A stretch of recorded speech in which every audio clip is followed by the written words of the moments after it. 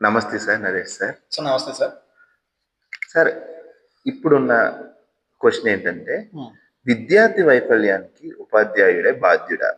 మంచి ప్రశ్న సార్ నిజంగా. ఈ రోజుల్లో విద్యార్థి వైఫల్యానికి టీచరే బాధ్యుడా అంటే, నేనైతే సార్ బాధ్యుడు కాదనే చెప్తాను సార్. ఎందుకంటే,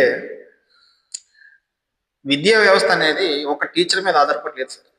ఈ విద్య అనేది టీచర్ మీద ఆధారపడలేదు. తల్లిదండ్రులు, అలాగే స్టూడెంట్స్, అలాగే టీచర్స్. వీళ్ళు ముగ్గురుని కలిస్తేనే విద్య సార్.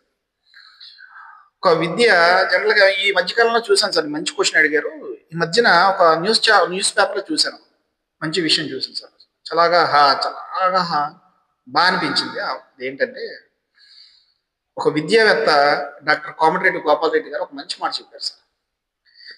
విద్య అనేది జనరల్‌గా విద్యా వైఫల్యానికి టీచర్‌ని బాధ్యుడిని చేస్తున్నారు. అది కరెక్ట్ కాదు. 100% కరెక్ట్ కాదది.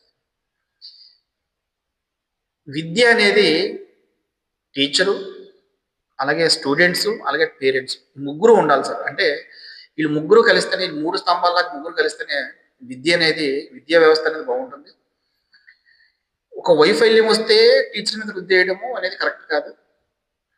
దానికి ఒక ఉదాహరణ ఇస్తూ ఒక మాట చెప్పారు సార్. నిజంగా ఆయన ఒక మాట చెప్పారు. ఏ మాట అంటే అది, మహాభారతంలో ద్రోణాచార్యుడిని ఒక గురువుగా తీసుకొని, అలాగే ద్రోణాచార్యుడు, అర్జునుడు ఒకే గురువు, ఒకే విద్య అయినప్పటికీ కూడా మహాయోధుడిగా అర్జునుడు మాత్రమే ఎందుకు వచ్చాడని చెప్పి మంచి ఉదాహరణ చెప్పాడు. అంటే అర్థం ఏంటంటే, అక్కడ ఒక టీచర్ అనేవాడు ఒక ఒక శిలను కూడా శిల్పంగా చెక్కాలి అంటే మంచి రాయి ఎలాగైతే దొరకాలో, అలానే ఒక స్వర్ణకారుడు కూడా ఒక మంచి ఆభరణం తయారు చేయాలన్నా సరే, ఆ బంగారం కూడా మంచిదైతేనే తనకున్న ఆభరణం కానీ, తను అనుకున్న శిల్పం కానీ మనం చెక్కవచ్చు. అలానే విద్యార్థి అనేవాడు కూడా మంచి ఆలోచనలతోని, మంచి భావాలతోని, మంచి శ్రద్ధ కలిగిన విద్యార్థి అయితేనే మాత్రమే మనం అనుకున్నటువంటి మంచి ఫలితాలను సాధించగలుగుతాం తప్ప, ఇంట్లోకి వెళ్ళి ఆ టీవీ చూస్తూ, సోషల్ మీడియాలో ఉంటూ, అస్తమానం ఉంటూ, ఆడుతూ పాడుతూ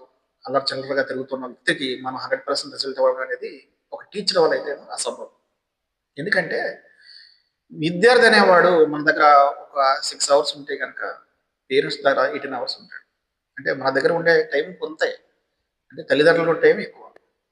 అంటే రెసిడెన్షియల్ స్కూల్స్‌లో పక్కన పెడితే, ఈ బయట స్కూల్స్‌లో వచ్చేటప్పటికి మన దగ్గర ఉండే టైం చాలా తక్కువ ఉంటుంది. అంటే విద్యార్థి అనేవాడు టీచర్ దగ్గర 6 గంటలు ఉంటే, పేరెంట్స్ దగ్గర 18 గంటలు ఉంటాడు. అంటే విద్యార్థిని బాగు చేయాలి అంటే ఒక టీచర్ వల్లనే కాదు, పేరెంట్స్ వలన కూడా అవుతుంది. అంటే అర్థం ఏంటంటే, ఒక విద్యా వ్యవస్థ అనేది, ఒక విద్యార్థి అనేవాడు డెవలప్ కావాలంటే, ఒక విద్యార్థి అనేవాడు సక్సెస్ఫుల్ అవ్వాలి అంటే 100% పేరెంట్స్, అలానే టీచర్స్, అలాగే స్టూడెంట్స్ కూడా శ్రద్ధ కలిగి ఉన్నప్పుడు మాత్రమే మనం అనుకున్న మంచి సత్ఫలితాలు మనం సాధించగలుగుతాం తప్ప, ఏ ఒక్క టీచర్ వలనో, ఏ ఒక్క టీచర్ మీద మనము నెపమని నెట్టడం అనేది కరెక్ట్ కాదనేది నా ఉద్దేశం. సో మంచి క్వెషన్ అడిగారు సార్. ఈ రోజుల్లో ప్రతి ఒక్క తల్లిదండ్రులు కూడా దీన్ని గ్రహించాలి.